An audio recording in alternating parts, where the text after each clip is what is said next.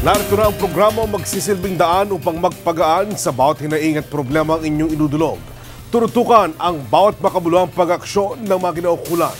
Ang serbisyo publiko na kahit sa anong paraan at sa abot ng aming kakayahan ay aming susolusyonan. Ang programa nagdurugtong sa bawat yugto ng buhay. Ngayon ay Lunes, September 3, 2012. Tugon, aksyon. Ngayon, ito ang Responde. Magandang hapon, ako si Orin Miranda.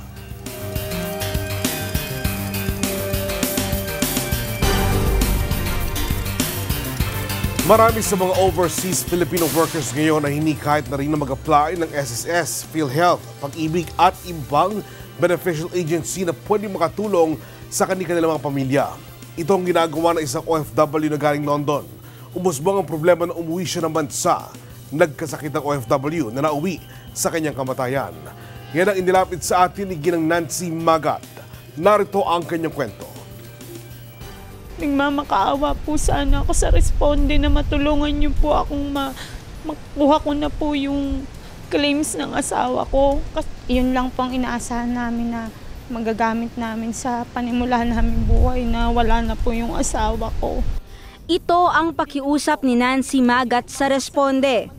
Dating nagtatrabaho sa barko ang kanyang asawang si Ricardo Magat Jr. Kwento ni Nancy, September 2010 nang umuwi sa bansa galing London si Ricardo. Nobyembre nang ma-ospital at nalamang may sakit itong aplastic anemia.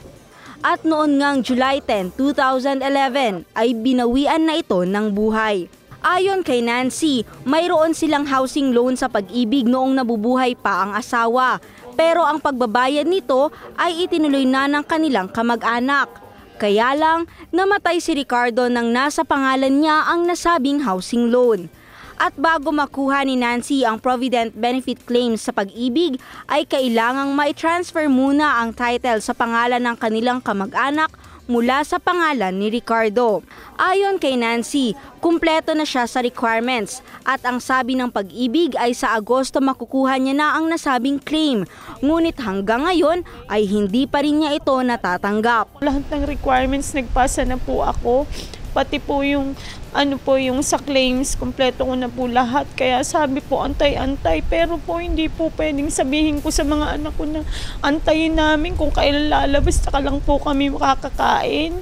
At dahil walang trabaho, hirap na hirap si Nancy na buhayin ang kanyang mga anak. At nahihiya na rin ito sa kanilang mga kamag-anak na tumutulong sa kanila dahil maging ang mga ito raw ay gipit din sa buhay. Kaya gayon na lamang ang paghahangad ni Nancy na makuha ang claim ng kanyang asawa sa Pag-ibig. Wala po talaga kaming makuhanan ng panggastos sa araw-araw po eh.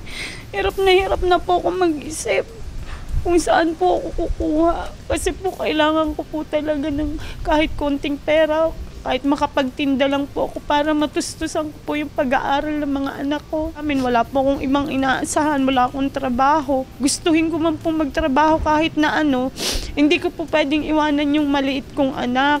Ayon sa Pag-ibig, kung magkano raw ang contributions ng kanyang asawa bilang isang Overseas Contractual Worker o OCW member, ay yon ang kanyang makukuha. At ayon daw sa ilang nakausap ni Nancy sa Pag-ibig, ito ay malaking halaga rin na makakatulong sana sa kanilang pamilya para makapagsimulang muli. Ako si Irene Quintana, ang inyong koresponde.